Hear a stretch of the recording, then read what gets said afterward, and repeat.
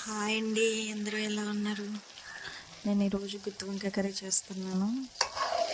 ముందుగా ఆయిల్ వేసుకుని దాంట్లో వంకాయలు గుత్తి వంకాయలు చిన్న చిన్నగా మధ్యకి ఇలాగా నాలుగు పలకలుగా కట్ చేసుకుని ఫ్రై చేస్తాను ఆయిల్లో. చిన్న వంకాయలు ఉంటాయి కదా, చిన్న సైజు, అవి తీసుకుని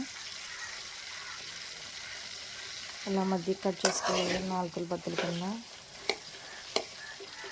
ఇందులో చక్కగా ఫ్రై అవ్వాలి. ఈ ఫ్రై అయ్యేటప్పుడే కొద్దిగా అల్లం పేస్ట్ వేస్తాను.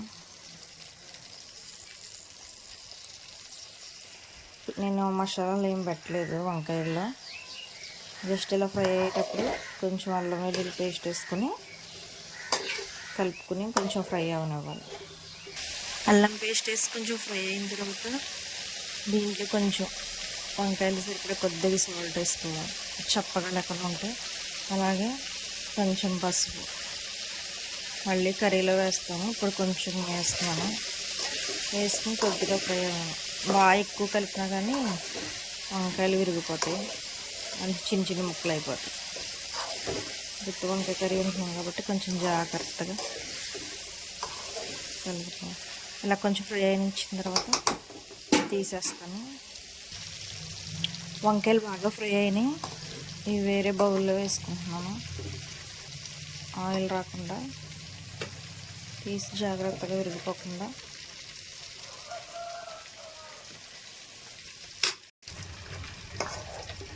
ఇలా వంకాయలు మొత్తం వేరే గిన్నెలో తీసుకుని పెట్టుకోవాలి. చక్కగా చూడండి, విరిగిపోలేదు, చక్కగా ఫ్రై అయినాయి. ఇప్పుడు ఇదే ఆయిల్లో నేను ముందుగానే ఉల్లిపాయ ముక్కలు పచ్చిమిరపకాయ ముక్కలు కట్ చేసి పెట్టుకున్నా. దీంట్లో నేను మిక్సీ పట్టట్లేదు, ఇలా ఫ్రై అయిన ఉల్లిపాయలు చక్కగా బాగుంటాయి టేస్ట్ కన్నా. స్లోగా ఉల్లిపాయలు బ్రౌన్ కలర్ వచ్చేదాకా వేగనివ్వాలి. ఇలా ఉల్లిపాయలు వేసి కలుపుకొని మూత పెట్టేసుకొని కొంచెం సేపు ఫ్రై అవనివ్వాలి.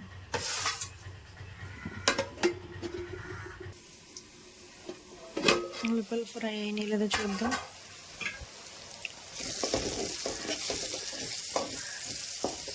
ఉల్లిపాయలు కొంచెం ఫ్రై అయినాయి. ఇందులో నేను ముందుగానే టమాటా ముక్కలు కట్ చేసి పెట్టుకున్నాను, 2 కాయలు, ఇది ఇందులో వేసేస్తాను.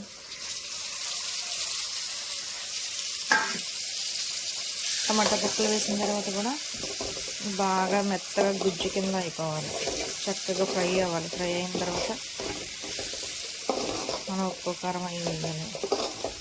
కొంచెం సేపు కలుపుకొని మూత పెట్టేసుకుని ఫ్రై అయినాయి చూద్దాం. ఉల్లిపాయలు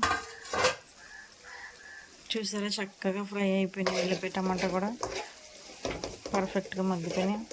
దీంట్లో నేను ఇందాక వంకాయలో నేను కొంచెం సాల్ట్ వేసాను, ఇప్పుడు కూరకు సరిపడా చూసుకుని సాల్ట్ వేయాలి. సాల్ట్, పసుపు, కారం, ఇలా ఉప్పు కారం పసుపు వేసుకున్న తర్వాత కలిపేసుకుని మనం ముందు ఫ్రై చేసుకున్న వంకాయలు ఉన్నాయి కదా, ఇవి కూడా దీంట్లో వేసేసుకుని ఉప్పు కారం దీనికి పడతాయి. ఫ్రై చేసుకున్న వంకాయలు దీంట్లో వేసేసి కొంచెం ఇలా కలుపుకొని వాటర్ పోస్తాను.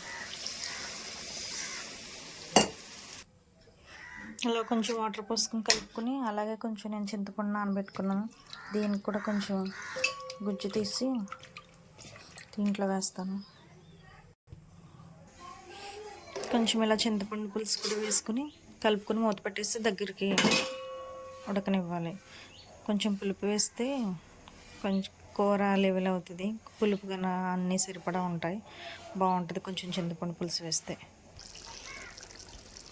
కూర దగ్గరకు ఉడికిందండి, దీంట్లో కొంచెం గరం మసాలా వేస్తున్నాను. గరం మసాలా, కొంచెం కొత్తిమీర వేసుకుని ఒక్క నిమిషం ఉడకనిచ్చి దించేస్తాను.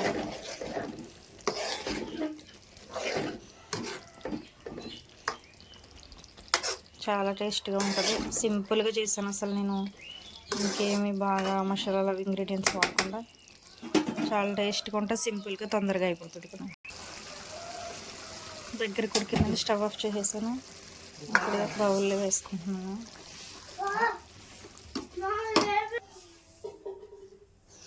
చూసారు కదండి, రెడీ అయిపోయింది గుత్తి వంకాయ కర్రీ. చాలా సింపుల్గా టేస్టీగా. పైనుంచి నేను కొంచెం కొత్తిమీర వేస్తున్నాను గార్నిష్ కోసం, చూడడానికి అందంగా ఉంటుంది. గుత్తి వంకాయ కర్రీ సింపుల్గా టేస్టీగా, చాలా టేస్టీగా ఉంటుంది. ఒకసారి ట్రై చేయండి.